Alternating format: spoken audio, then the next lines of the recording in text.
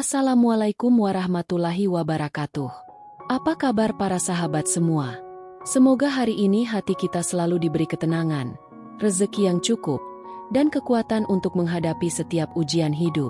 Sahabat, pernahkah kita membayangkan bagaimana rasanya hidup tanpa ayah dan ibu, tanpa tempat mengadu, lalu tumbuh di rumah orang lain namun diperlakukan seperti tidak berharga? Kisah ini bukan sekadar cerita. Ini tentang kesabaran, air mata yang disembunyikan dalam sujud, dan takdir yang Allah siapkan bagi mereka yang tetap taat meski hidup terus menyakiti. Inilah kisah Alia, seorang gadis yatim piatu berhijab, cantik dan lembut hatinya. Hidupnya penuh penderitaan, dijadikan pembantu oleh keluarga yang mengadopsinya. Namun karena ketaatannya, Allah membalikan nasibnya dengan cara yang tidak pernah ia bayangkan. Mari kita mulai kisahnya. Hujan turun sejak subuh. Air menetes dari genteng tua rumah itu, jatuh ke ember plastik yang sudah penuh noda karat. Di dapur sempit berbau sabun murahan, seorang gadis berhijab berdiri dengan tangan merah membeku karena air dingin. Namanya Alia. Usianya baru menginjak 19 tahun. Wajahnya cantik alami, bersih, dengan mata bening yang selalu menunduk seolah takut menatap dunia terlalu lama. Hijab abu-abu menutup rambutnya rapi, meski warnanya sudah pudar karena sering dicuci berkali-kali. Tangannya tak berhenti menggosok lantai. Belum bersih itu, suara tajam memecah keheningan. Bu Ratna, ibu angkat Alia, berdiri di ambang pintu dapur. Perempuan bertubuh besar itu menyilangkan tangan di dada. Wajahnya masam, sorot matanya dingin, seakan Alia bukan manusia, melainkan benda yang wajib bekerja tanpa lelah. Alia menelan ludah. "Iya Bu." Alia ulangi lagi. "Kamu memang dasar tidak becus," dengus Bu Ratna. "Dari pagi cuma ngepel sama nyuci piring, tapi hasilnya begini." Alia kembali berlutut. Air kotor meresap ke celana panjangnya. Dinginnya menusuk tulang, tapi ia tidak berani mengeluh. Sejak kecil, Alia sudah hafal satu hal. Mengeluh hanya akan membuat segalanya lebih buruk. Ia adalah anak yatim piatu. Ayah dan ibunya meninggal saat ia berusia 7 tahun karena kecelakaan.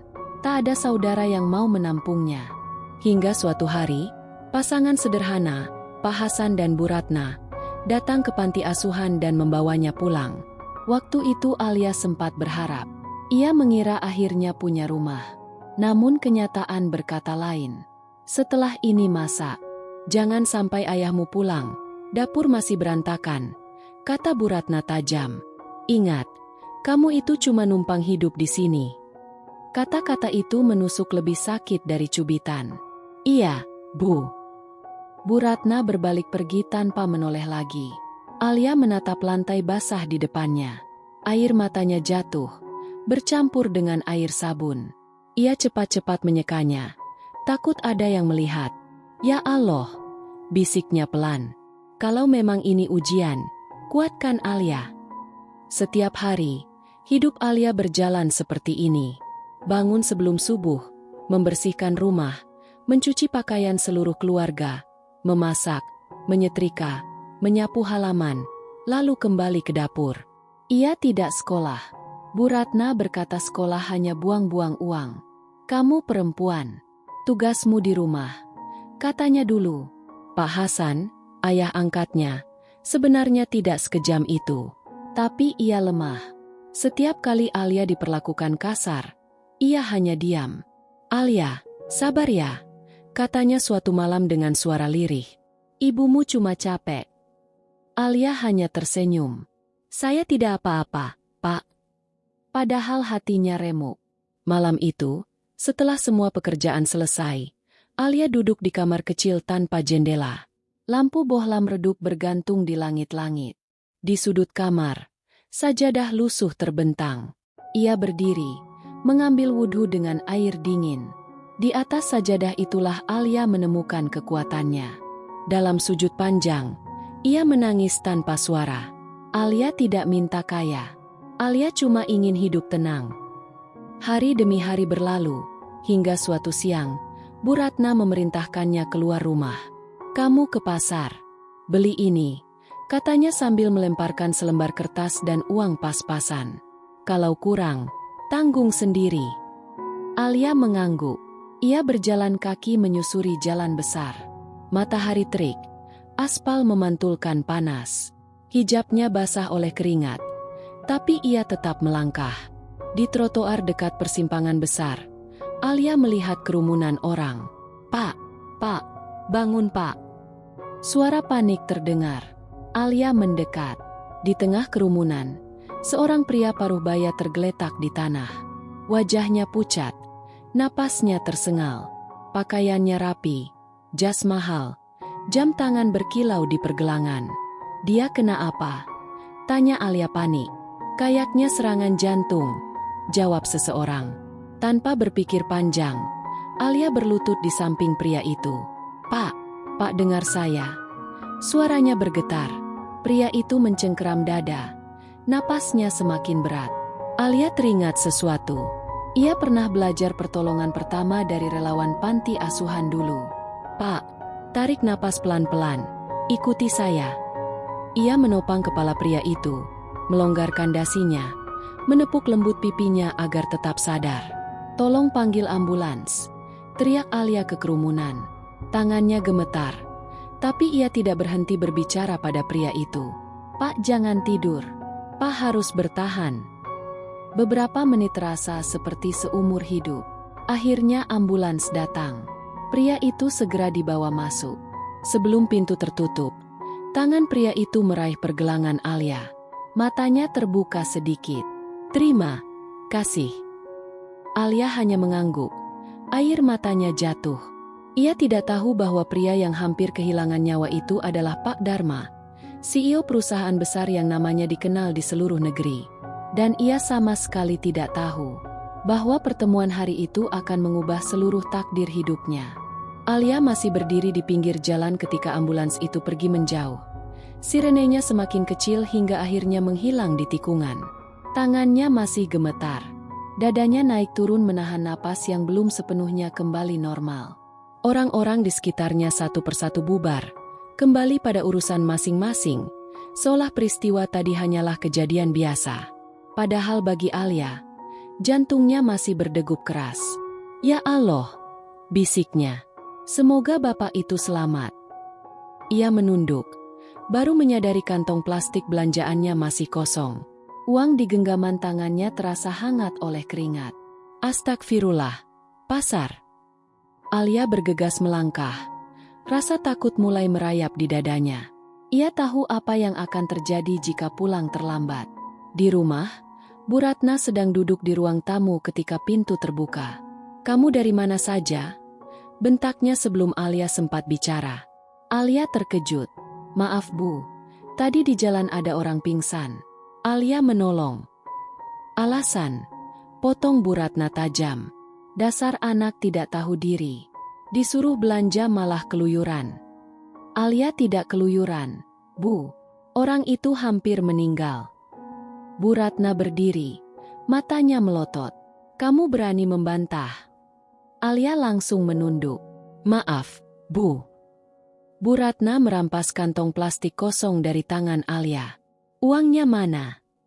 "Ini, Bu." Bu Ratna menghitungnya, lalu mendengus. "Kurang. Kamu pasti ngurangin." "Tidak, Bu." "Alia." Tamparan keras mendarat di pipi Alia. Kepalanya terhuyung. Dunia seolah berputar sesaat. "Mulutmu jangan banyak alasan," kata Bu Ratna dengan suara dingin. "Ingat posisi kamu di rumah ini." Alia menahan air mata. Pipinya perih, hatinya lebih perih. "Iya, Bu." Malam itu, Alia tetap bekerja seperti biasa. Memasak, mencuci, membersihkan rumah. Tak ada yang peduli pipinya memerah atau tubuhnya gemetar kelelahan. Saat akhirnya ia bisa sholat Isya, air matanya tumpah di sajadah. "Ya Allah!" Suaranya pecah. "Alia lelah. Tapi Alia percaya, engkau tidak tidur." Sementara itu, di sebuah rumah sakit swasta megah, Pak Dharma terbaring di ruang perawatan intensif. Mesin monitor berdetak pelan. Garis detak jantung bergerak stabil. Seorang pria muda berdiri di samping tempat tidur. "Dokter, bagaimana kondisi ayah saya?" tanyanya cemas. Pria itu adalah Arga, putra tunggal Pak Dharma. Wajahnya tampan, tegas, namun sorot matanya lembut. "Untung ayah Anda cepat ditolong," jawab dokter. "Kalau terlambat beberapa menit saja, bisa fatal." Arga menghela napas lega. "Siapa yang menolong ayah saya?" "Seorang gadis muda," jawab dokter.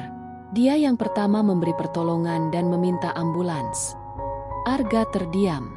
"Ayah sempat menyebut soal itu sebelum tertidur," katanya pelan. Beberapa jam kemudian, Pak Dharma membuka mata. Arga segera mendekat. "Ayah." Pak Dharma menarik napas panjang. "Arga, ayah masih hidup." "Alhamdulillah, ayah selamat." Pak Dharma memejamkan mata sejenak, lalu berbisik, "Cari gadis itu." "Gadis yang mana, Yah?" "Yang menolong ayah di jalan. Dia bukan orang biasa." Arga mengangguk. "Aku akan mencarinya." Hari-hari berlalu. Pak Dharma mulai pulih. Namun pikirannya terus tertuju pada sosok gadis berhijab dengan mata bening yang menenangkan. "Gadis itu berbeda," katanya suatu malam pada Arga. Di saat semua panik, dia tenang. Tangannya gemetar, tapi hatinya kuat. Arga tersenyum kecil. "Mungkin ayah sedang berhutang nyawa." Pak Dharma mengangguk pelan. "Dan hutang nyawa tidak boleh dibayar setengah." Sementara itu, Alia sama sekali tidak tahu bahwa namanya sedang dicari. Ia kembali pada rutinitas pahitnya. Setiap hari, hinaan, bentakan, dan kerja tanpa henti. Suatu sore, Bu Ratna berkata dingin, "Alia, besok ikut aku ke rumah orang kaya." Alia terkejut. "Kemana, Bu?" "Tidak usah banyak tanya. Pakai baju paling sopan yang kamu punya." Alia menunduk. "Iya, Bu." Di dalam hatinya, ada perasaan aneh, gelisah, tapi juga seperti ada sesuatu yang menunggu di depan. Ia tidak tahu bahwa rumah yang akan ia datangi adalah rumah Pak Dharma. Dan ia tidak tahu bahwa hidupnya akan segera berubah, perlahan, namun pasti. Pagi itu, Alia berdiri kaku di depan lemari kecil kamarnya. Bu Ratna berdiri di belakangnya dengan wajah tak sabar. "Cepat sedikit, jangan bikin malu," kata Bu Ratna. Alia mengangguk pelan. Ia mengenakan gamis paling layak yang ia miliki. Warnanya krem pucat, sederhana, tanpa hiasan. Hijab putih menutup kepalanya rapi. Tangannya gemetar saat merapikan ujung lengan. "Kenapa harus ikut, Bu?" tanya Alia pelan, hampir berbisik. Bu Ratna melirik tajam. "Kamu itu disuruh, bukan buat bertanya." "Iya, Bu. Maaf." Dalam perjalanan, Alia duduk di kursi belakang angkot. Bu Ratna duduk di depan, sibuk merapikan tasnya. Tak satu pun kata keluar dari mulutnya. Alia menatap keluar jendela. Rumah-rumah besar mulai terlihat. Jalanan bersih. Mobil mahal berlalu lalang. Jantungnya berdegup semakin cepat. "Ini rumah siapa, Bu?" tanyanya akhirnya. Bu Ratna tersenyum tipis. Senyum yang tidak pernah membuat Alia tenang. "Orang kaya. Sangat kaya." Mobil berhenti di depan gerbang besar berwarna hitam. Alia terpaku. Rumah itu seperti istana. Halamannya luas, tamannya rapi. Air mancur kecil mengalir pelan. Alia menelan ludah. "Masuk," perintah Bu Ratna. Langkah Alia terasa berat. Setiap pijakan membuatnya merasa semakin kecil. Di ruang tamu luas itu, seorang pria paruh baya duduk di sofa. Rambutnya sebagian memutih. Wajahnya tegas namun tenang. Di sampingnya berdiri seorang pria muda berwibawa. Alia tertegun. Pria itu, pria yang pernah ia tolong di jalan. Matanya melebar. Napasnya tertahan. Pak Dharma berdiri perlahan saat melihat Alia. Sorot matanya berubah. Ada keterkejutan, ada kehangatan. "Itu dia," ucap Pak Dharma lirih. "Gadis itu." Alia spontan menunduk. "Assalamualaikum," katanya gemetar. "Waalaikumsalam," jawab Pak Darma lembut. "Nak, kamu yang menolong saya waktu itu, bukan?" Alia mengangguk. "Iya, Pak." Bu Ratna tersenyum dibuat-buat. "Benar, Pak Darma. Ini Alia, anak angkat saya." Pak Darma menatap Alia lebih lama. "Kamu kenapa menolong saya waktu itu?" tanyanya. Alia terdiam sejenak, lalu menjawab jujur. "Alia cuma takut, kalau tidak ada yang menolong, Bapak tidak selamat." Pak Darma tersenyum kecil. Matanya berkaca-kaca. "Dan kamu menolong tanpa tahu siapa saya?" Alia mengangguk lagi. Alia tidak perlu tahu siapa Bapak.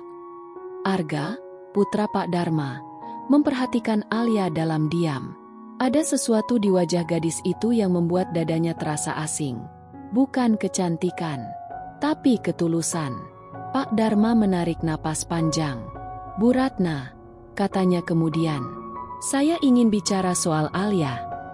Bu Ratna langsung menegakkan badan. "Tentu, Pak." Pak Darma menatap Alia lagi. "Anak ini punya hati yang luar biasa." Alia semakin menunduk. Tangannya saling menggenggam erat. Ia tidak tahu bahwa kata-kata itu adalah awal dari perubahan besar dalam hidupnya, dan bahwa penderitaannya di rumah Bu Ratna perlahan akan mendekati akhirnya. Alia duduk di ujung sofa besar itu dengan punggung tegak dan tangan saling menggenggam. Ia merasa asing berada di ruangan seluas ini. Lantainya mengkilap, aroma wangi lembut memenuhi udara. Semua terasa terlalu rapi, terlalu tenang, sangat berbeda dengan rumah sempit tempat ia dibesarkan dengan bentakan. Pak Darma duduk berhadapan dengannya. Sorot matanya tidak seperti orang kaya yang biasa Alia lihat di televisi. Tidak dingin, tidak merendahkan. Ada ketenangan, dan entah mengapa, ada rasa hormat. "Sejak kapan kamu tinggal bersama Bu Ratna?" tanya Pak Darma perlahan. Alia menelan ludah. "Sejak Alia 7 tahun. Pak, setelah orang tua Alia meninggal." Bu Ratna segera menyela dengan senyum kaku. "Alia itu anak baik, Pak. Cuma memang agak manja." Alia tersentak kecil, namun memilih diam. Pak Darma melirik Bu Ratna sejenak, lalu kembali menatap Alia. "Kamu sekolah sampai mana?" Alia menunduk lebih dalam. "Alia tidak sekolah lagi sejak SMP, Pak." Ruangan mendadak hening. Arga mengangkat kepala, jelas terkejut. "Kenapa?" tanyanya tanpa sadar. Bu Ratna tertawa kecil.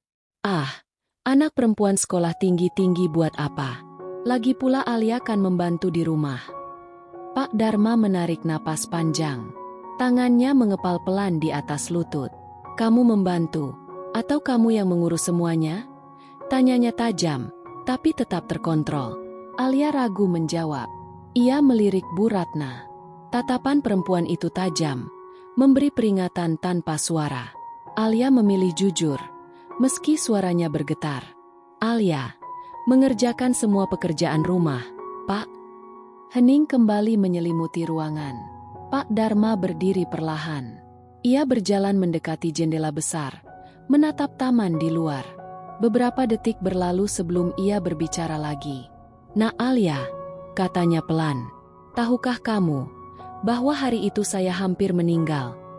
Alia mengangguk kecil. "Kalau bukan karena kamu, mungkin saya tidak duduk di sini hari ini." Air mata Alia menggenang. "Alia hanya melakukan apa yang seharusnya, Pak." Pak Darma berbalik. "Dan justru karena itulah kamu layak mendapatkan kebaikan." Bu Ratna tersenyum lebar, salah mengartikan ucapan itu. "Tentu, Pak Darma. Kami juga selalu berusaha yang terbaik untuk Alia." Arga menghela napas pelan, jelas menahan sesuatu. Pak Darma melangkah kembali ke sofa. "Saya ingin Alia sering datang ke sini," katanya tegas. "Saya ingin membalas kebaikannya. Anggap saja sebagai keluarga." Bu Ratna terkejut. "Ke sini, sering, Pak?" "Iya." Wajah Bu Ratna berubah cepat, antara senang dan khawatir. "Tentu saja boleh. katanya akhirnya. Asal Alia tidak melupakan kewajibannya di rumah. Alia menunduk. Dadanya terasa sesak. Dalam perjalanan pulang, Bu Ratna sama sekali tidak bicara. Tangannya mencengkeram tas erat. Wajahnya keras. Begitu sampai rumah, pintu dibanting. "Kamu pintar sekali sekarang," kata Bu Ratna sinis. "Main belas kasihan sama orang kaya." Alia terkejut. "Tidak, Bu. Alia tidak bermaksud."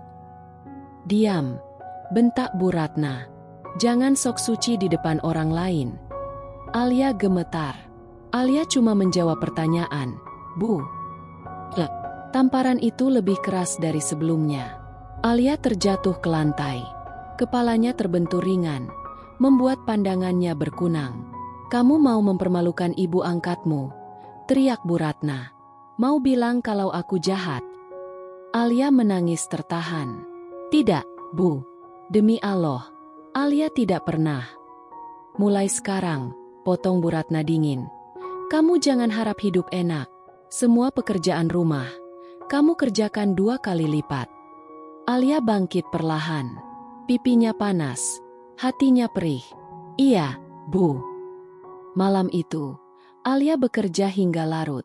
Tubuhnya lelah, matanya bengkak. Saat akhirnya ia duduk di sajadah, air matanya jatuh tanpa bisa ditahan. "Ya Allah!" Suaranya pecah. "Kalau kebaikan itu salah, tolong kuatkan Alia." Beberapa hari kemudian, sebuah mobil mewah berhenti di depan rumah Bu Ratna. Tetangga-tetangga mengintip dari balik tirai. Seorang sopir turun dan mengetuk pintu. "Apakah di sini rumah Alia?" Bu Ratna membuka pintu dengan wajah terkejut. "Iya, ada apa?" "Saya dari keluarga Pak Dharma. Beliau mengundang Alia makan malam." Bu Ratna membeku sejenak, lalu tersenyum lebar. Tentu. Alia, cepat keluar." Alia muncul dengan wajah pucat. "Makan malam," bisiknya bingung. Di rumah Pak Dharma, suasana terasa berbeda. Lebih hangat, lebih manusiawi. Arga menyapa Alia dengan senyum sopan.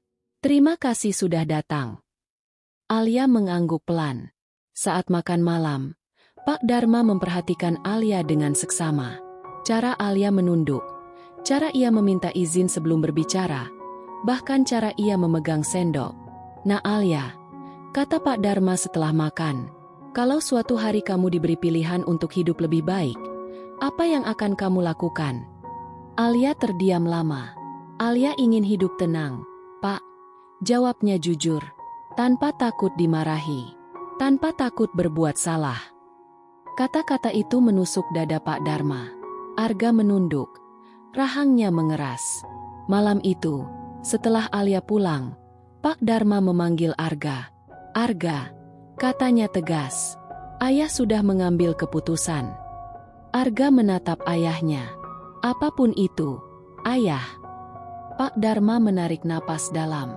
"Ayah ingin Alia menjadi bagian dari keluarga ini." Arga terkejut. "Maksud ayah?" "Bukan hari ini, bukan besok, tapi kelak, Alia akan menjadi menantu keluarga Dharma." Arga terdiam lama. Lalu ia mengangguk pelan. "Kalau itu keputusan ayah, aku akan mengenalnya dengan hati terbuka." Sementara itu, di rumah kecil Bu Ratna, Alia tertidur dengan tubuh lelah dan hati penuh tanda tanya. Ia tidak tahu bahwa penderitaannya sedang menuju ujung, dan bahwa takdir sedang bergerak, perlahan namun pasti. Hari itu, Alia bangun dengan tubuh yang terasa lebih berat dari biasanya. Punggungnya pegal, lengannya nyeri, dan kepalanya masih berdenyut pelan akibat benturan beberapa hari lalu. Namun seperti biasa, ia bangkit tanpa keluhan. Ia tahu, jika terlambat sedikit saja, amarah Bu Ratna akan kembali meledak. Saat Alia sedang menyapu halaman, Bu Ratna keluar dengan wajah tegang. Sejak makan malam di rumah Pak Dharma, sikapnya berubah. Ia lebih sering diam, tapi tatapannya semakin tajam, seolah Alia adalah ancaman.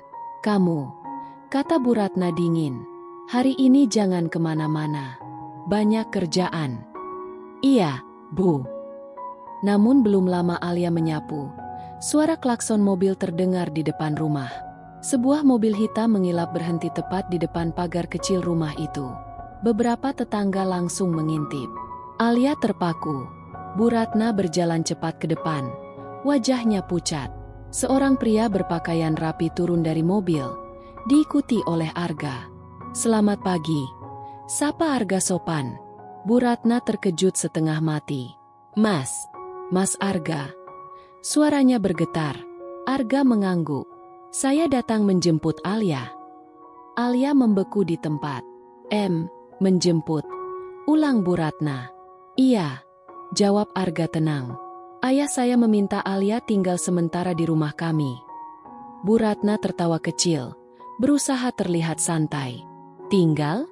Maksudnya, berapa lama?" "Tidak ditentukan," jawab Arga jujur. "Sampai ayah merasa Alia aman dan nyaman." Kata aman dan nyaman membuat Bu Ratna tersentak. "Tidak perlu sejauh itu," katanya cepat. "Alia baik-baik saja di sini." Arga menatap langsung ke mata Bu Ratna. Tatapannya tenang, tapi tegas. "Bu," katanya pelan, "ayah saya tidak meminta izin.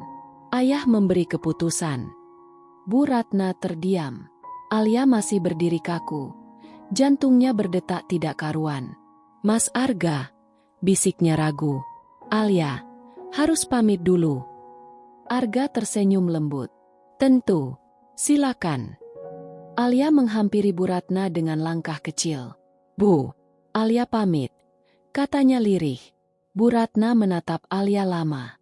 Wajahnya menegang. Ada amarah, ada ketakutan, dan ada sesuatu yang mirip penyesalan, meski samar. "Kamu jangan lupa diri," katanya akhirnya. "Ingat siapa yang membesarkanmu." Alia menunduk. "Iya, Bu." Alia tidak akan lupa. Pak Hasan keluar dari dalam rumah. Matanya berkaca-kaca saat melihat Alia. "Hati-hati, Nak," katanya pelan. "Jaga diri baik-baik." Alia memeluk Pak Hasan singkat. "Terima kasih, Pak." Saat mobil melaju meninggalkan rumah itu, Alia menoleh ke belakang. Rumah kecil itu semakin jauh. Rumah yang penuh luka, tapi juga penuh kenangan pahit yang membentuknya. Air mata jatuh tanpa bisa dicegah. Arga melirik dari kursi depan. "Kalau mau menangis, tidak apa-apa," katanya lembut. "Kadang, pergi itu memang menyakitkan." Alia mengusap air matanya cepat-cepat. "Maaf, Mas." "Tidak perlu minta maaf." Sesampainya di rumah Pak Darma, Alia disambut dengan hangat. Seorang ibu parubaya berwajah ramah mendekatinya. "Kamu Alia?" tanyanya lembut. Alia mengangguk gugup. "Iya, Bu." Ibu itu tersenyum hangat. "Saya Bu Maya," katanya. "Mulai hari ini, anggap rumah ini rumahmu." Kata-kata itu membuat dada Alia bergetar. Rumah ini, rumahmu. Malam itu, Alia tidur di kamar luas dengan jendela besar. Tempat tidurnya empuk, lampunya hangat, tidak ada teriakan, tidak ada ancaman. Namun Alia justru duduk di tepi ranjang, memeluk lututnya, menangis pelan. Ia menangis bukan karena sedih. Ia menangis karena untuk pertama kalinya, ia merasa aman. Beberapa hari berlalu. Alia mulai membantu pekerjaan ringan di rumah itu, tapi selalu dilarang bekerja terlalu keras. "Kamu tamu, Alia," kata Bu Maya. Alia tersenyum kecil. "Saya terbiasa bekerja, Bu." Suatu sore, Pak Darma memanggil Alia ke ruang kerjanya. Alia masuk dengan hati berdebar. "Duduklah," kata Pak Darma. Alia duduk perlahan. "Alia," ucap Pak Darma serius, "saya sudah menyelidiki kehidupanmu." Alia menegang. "Saya tahu apa yang kamu alami," lanjutnya. "Dan saya minta maaf, karena kamu harus melewati itu semua." Air mata Alia jatuh lagi. "Pak, kamu tidak pantas diperlakukan seperti itu," kata Pak Darma tegas. "Dan mulai sekarang, kamu tidak akan kembali ke rumah itu." Alia terkejut. "Tapi, Bu Ratna." "Biarkan itu menjadi urusan saya," potong Pak Dharma. Tugasmu sekarang hanya satu. Alia menatapnya dengan mata basah. Apa, Pak? Hidup dengan tenang, jawab Pak Dharma lembut. Dan mempersiapkan masa depanmu. Alia terisak. Terima kasih, Pak. Terima kasih. Pak Dharma tersenyum kecil. Takdir membawamu ke saya bukan tanpa alasan. Di luar ruangan, Arga berdiri diam. Ia mendengar sebagian percakapan itu. Dadanya terasa hangat dan sesak sekaligus. Ia menyadari satu hal. Gadis bernama Alia ini, perlahan telah menyentuh sisi hatinya yang paling dalam. Dan ia tidak tahu bahwa sebentar lagi, perasaan itu akan diuji oleh keputusan besar. Sejak tinggal di rumah Pak Dharma, hari-hari Alia berjalan dengan perasaan yang asing. Tenang, namun juga canggung. Ia bangun pagi tanpa suara bentakan. Ia makan tanpa rasa takut. Ia tidur tanpa harus menyembunyikan air mata. Namun justru di tengah ketenangan itu, hatinya sering gelisah. Alia masih sering terbangun sebelum subuh. Refleks dari bertahun-tahun hidup dalam tekanan. Setiap kali membuka mata dan menyadari ia berada di kamar yang aman, dadanya bergetar pelan. Terima kasih, ya Allah, bisiknya setiap pagi. Arga semakin sering memperhatikan Alia, meski dari jarak yang sopan. Ia melihat bagaimana Alia selalu meminta izin sebelum melakukan apapun. Bagaimana ia menunduk saat berbicara. Bagaimana senyumnya muncul pelan, seolah takut berlebihan. Suatu sore, Arga menemukan Alia di taman belakang. Gadis itu duduk di bangku kayu, memegang mushaf kecil. Kamu sering membaca Al-Quran di sini? Tanya Arga lembut. Alia tersentak kecil, lalu berdiri. Maaf, Mas. Alia tidak mengganggu, kan? Arga menggeleng. Tidak, aku hanya penasaran. Alia tersenyum kecil. Di sini tenang. Alia bisa lebih fokus. Arga duduk dengan jarak yang sopan. Alia, katanya setelah hening beberapa saat. Apakah kamu masih takut? Alia menunduk. Iya, jawabnya jujur. Takut suatu hari semua ini diambil lagi. Kata-kata itu menusuk dada Arga. Tidak akan, katanya pelan namun tegas. Selama ayah masih ada. Alia mengangguk, meski matanya berkaca-kaca. Sementara itu, di tempat lain, Bu Ratna duduk gelisah di ruang tamu rumah kecilnya. Sejak Alia pergi, rumah itu terasa sunyi. Tidak ada lagi yang menyapu, memasak, atau mencuci. Dan yang lebih membuatnya gelisah, bisik-bisik tetangga mulai terdengar. Katanya Alia sekarang tinggal di rumah orang kaya. Kasihan dulu diperlakukan seperti pembantu. Bu Ratna menutup telinga, tapi kata-kata itu tetap masuk. Suatu pagi, sebuah surat resmi datang ke rumah Bu Ratna. Tangannya gemetar saat membukanya. Isinya singkat, tegas, dan membuat napasnya tercekat. Pak Dharma meminta penjelasan tertulis mengenai status Alia, hak pendidikan yang terabaikan, dan perlakuan selama ini. Jika tidak ada klarifikasi, jalur hukum akan ditempuh. Kamu mau mencelakakan aku, Alia? Gumam Bu Ratna dengan wajah pucat. Di rumah besar Pak Dharma, suasana berubah lebih serius. Pak Dharma memanggil Arga ke ruang kerjanya. Arga, katanya, ayah ingin membicarakan masa depan Alia. Arga duduk tegak. Ayah tahu, lanjut Pak Dharma. Perasaan itu mulai tumbuh. Ayah bisa melihatnya. Arga terdiam. Ayah tidak akan memaksamu, kata Pak Dharma lembut. Tapi ayah ingin Alia dilindungi, dijaga, dihormati. Arga menarik napas dalam. Kalau suatu hari ayah memintaku menjodohnya, katanya jujur, aku tidak menolak. Pak Dharma tersenyum tipis. Baik, tapi biarkan semuanya berjalan dengan adab.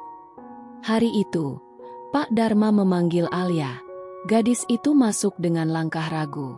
Alia, kata Pak Dharma lembut, apakah kamu bahagia di sini? Alia mengangguk dengan mata basah. Iya, Pak. Cengek. Kalau suatu hari, lanjut Pak Dharma hati-hati, Kami ingin menjagamu lebih jauh. Bagaimana perasaanmu? Alia terdiam. Jantungnya berdetak keras. Alia hanya ingin hidup dalam kebaikan. Pak, jawabnya pelan. Alia serahkan semuanya pada Allah. Jawaban itu membuat Pak Dharma tersenyum lega. Beberapa hari kemudian, Bu Ratna datang ke rumah Pak Dharma. Wajahnya tegang, langkahnya ragu. Tidak ada lagi sikap angkuh.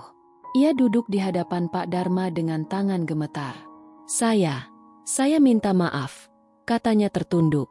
Kalau saya pernah salah. Alia yang duduk di sudut ruangan menunduk. Dadanya bergetar, bukan oleh dendam, tapi oleh kelelahan hati. Pak Dharma menatap Bu Ratna lama. Maaf bukan hanya kata-kata. Katanya tegas. Ada luka yang tidak bisa dihapus begitu saja.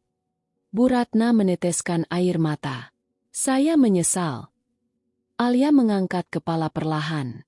Bu, katanya lirih. Alia memaafkan. Tapi Alia ingin hidup tenang. Kalimat sederhana itu membuat Bu Ratna terisak. Pak Dharma berdiri. Mulai hari ini, katanya, Alia berada di bawah perlindungan keluarga Dharma. Bu Ratna menunduk dalam.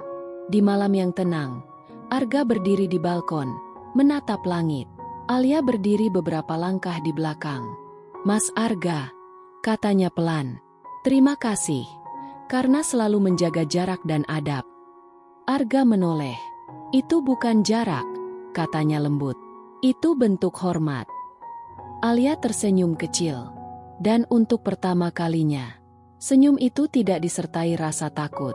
Namun di balik ketenangan itu, sebuah keputusan besar sudah sangat dekat.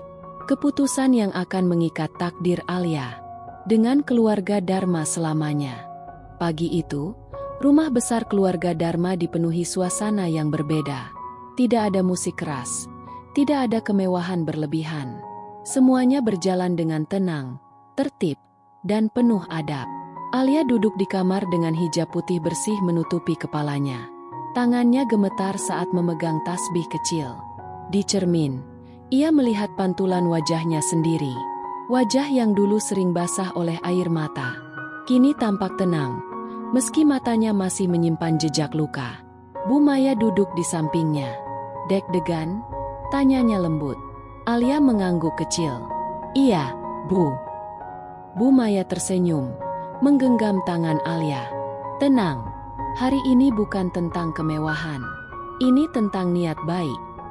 Di ruang lain, Arga berdiri dengan setelan rapi. Wajahnya serius, namun sorot matanya hangat. Pak Dharma menepuk bahunya pelan. Ingat, kata Pak Dharma, menikah bukan tentang memiliki, tapi menjaga. Arga mengangguk mantap. Iya, ya. Akad berlangsung hikmat. Suara ijab kabul menggema pelan namun tegas. Dalam satu tarikan napas, Arga mengucapkan kalimat yang mengikat dua takdir. Saya terima nikahnya Alia binti almarhum. Air mata Alia jatuh. Bukan karena sedih, tapi karena rasa syukur yang selama ini tertahan. Pak Dharma menatap Alia dengan mata berkaca-kaca. Mulai hari ini, katanya, kamu bukan lagi gadis yatim piatu yang sendiri. Alia menunduk dalam. Terima kasih, Ayah. Kata itu keluar tanpa ragu, dan Pak Dharma tidak menahannya. Setelah akad, Alia duduk bersama Arga. Tidak ada sentuhan berlebihan, hanya keheningan yang nyaman. Apa yang kamu rasakan sekarang? Tanya Arga pelan. Alia tersenyum lembut. Tenang.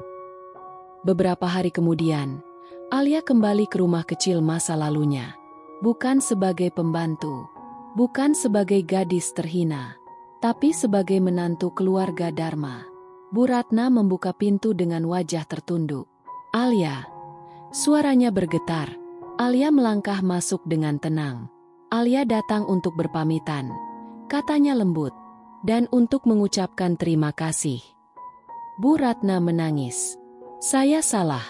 Sangat salah. Alia menatapnya tanpa kebencian. Semoga Allah mengampuni kita semua.